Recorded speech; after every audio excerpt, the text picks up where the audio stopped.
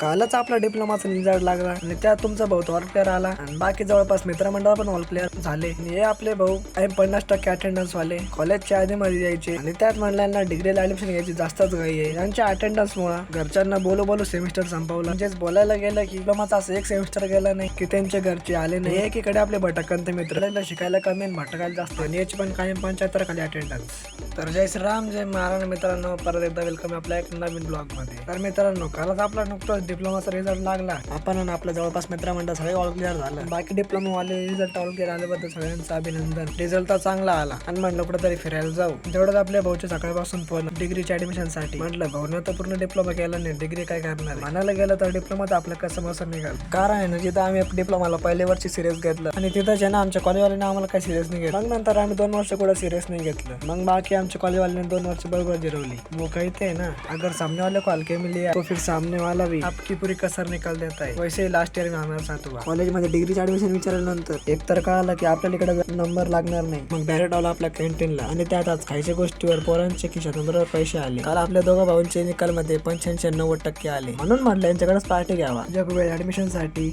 या कॉलेज समोर लाईन लावली होती, पण आता मात्र या कॉलेजला लांबूनच राम राम करायचं.